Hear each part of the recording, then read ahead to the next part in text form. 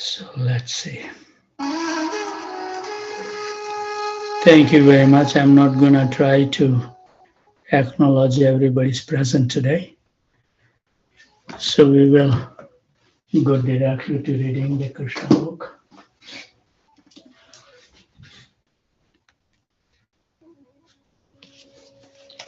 We are, I think, on the 41st chapter, 42nd, killing of the elephant, Kuvalayapit. So I will read a couple of sentences. The damsels of Vrindavan were so pleased by seeing Krishna's beauty and participating in his activities that they forgot the purpose of material existence. So the Brajavasi is showing the way if he wants to become free from this. Please, everyone, keep their phone muted.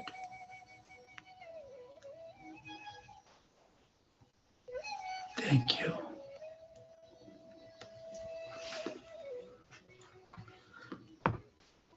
So if he wants to become free of this material existence, we need to follow in the footsteps of Brajavasis, as we see over and over. When they are with Krishna, they relish and remember everything. And when they are away from it, they just remember how wonderful time they have with Krishna. And when they are again gonna meet, they have anticipations that how they are gonna act when they meet with Krishna and like that. So their mind is always absorbed. That's the key. Remembering Krishna always.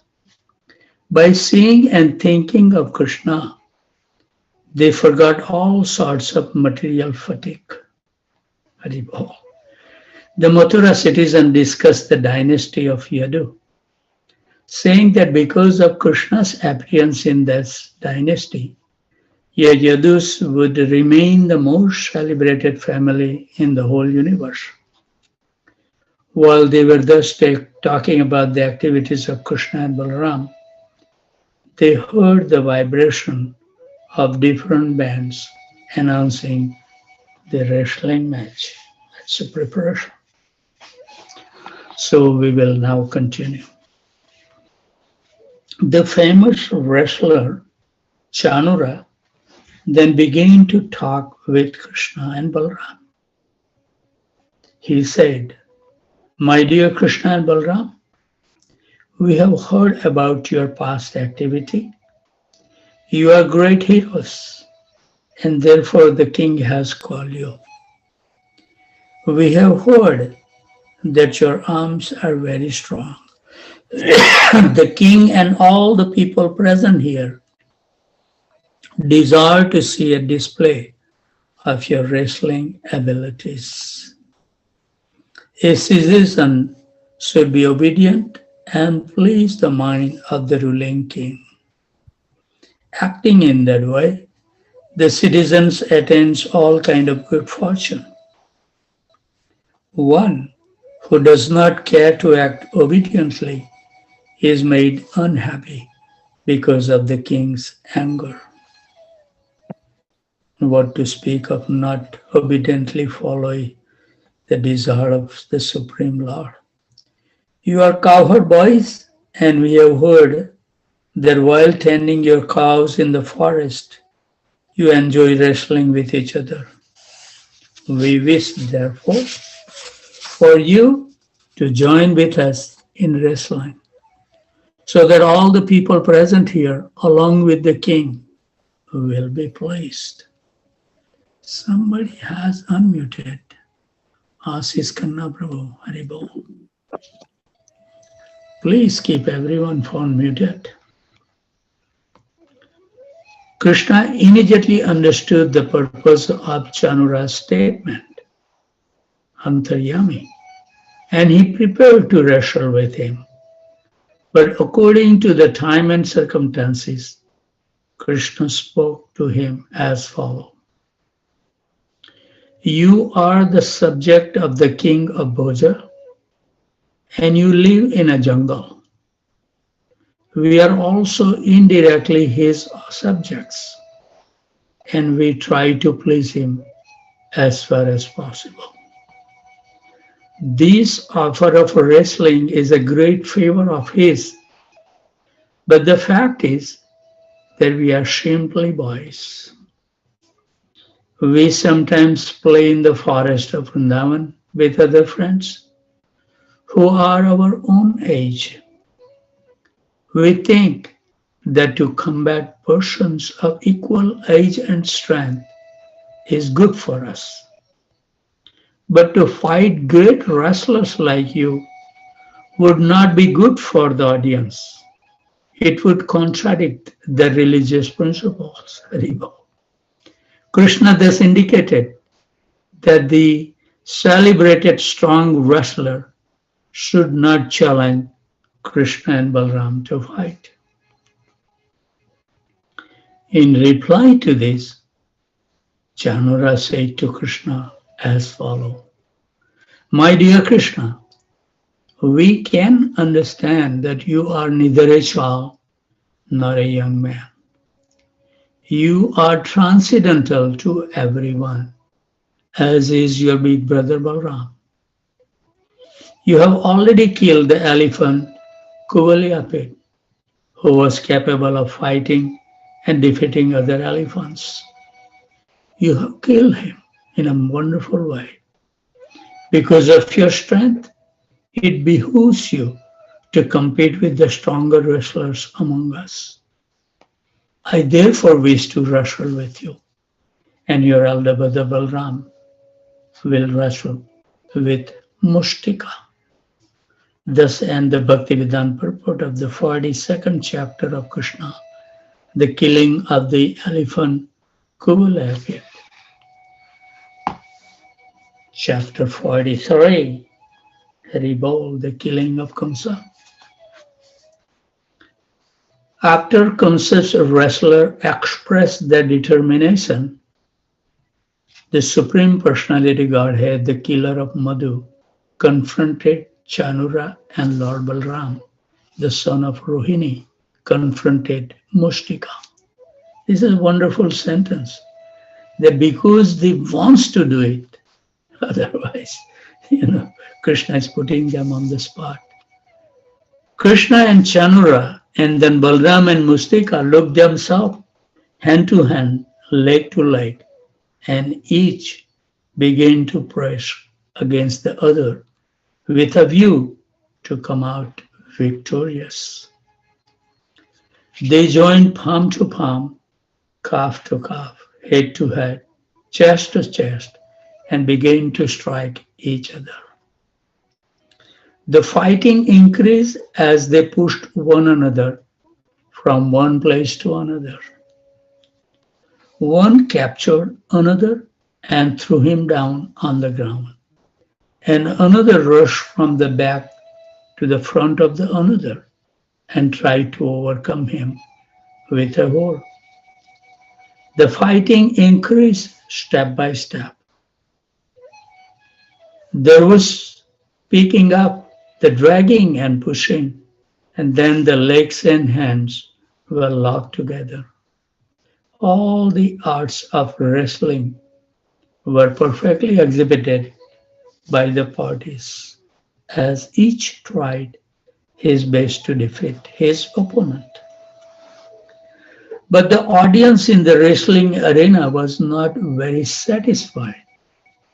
Why? Because the combatants did not appear to be equally matched.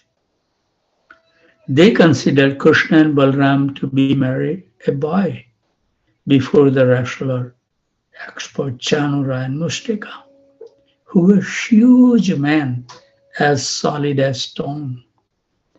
Being compassionate and favoring Krishna and Balram, many members of the audience began to talk as follows. Dear friends, there is a danger here. Another said, even in front of the king, this wrestling is going on between incompatible sides. The audience has lost their sense of enjoyment. They could not encourage the fighting between the strong and the weak. Mustika and Chanura are just like thunderbolts, as strong as great mountains. And Krishna and Balaram are two delicate boys of very tender age. The principle of justice has already left this assembly. Persons who are aware of the civilized principle of justice will not remain to watch this unfair match. Haribol. Those taking part in this wrestling match are not very much enlightened. Therefore, whether they speak or remain silent, they are being subjected to the reactions of sinful activities. But, my dear friends, another in the assembly spoke out. Just look at the face of Krishna. There are drops of perspiration on his face from chasing his enemy, and his face appears like the lotus flower with drop of water. And do you see how the face of Lord Balram has turned especially beautiful? There is a reddish hue on his white face because he is engaged in a strong wrestling match with Mustika. Ladies in the assembly also address one another. Haribol, dear friends, just imagine how fortunate the land of Vrindavan is, where the Supreme Personality of Godhead Himself is present, always decorated with flower garlands and engaged in tending cows along with his brother Lord Balaram. He is always accompanied by his cowherd boyfriends, and he plays his transcendental flute.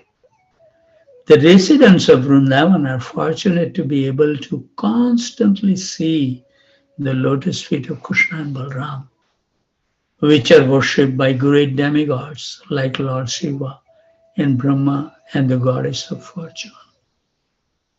Haribol.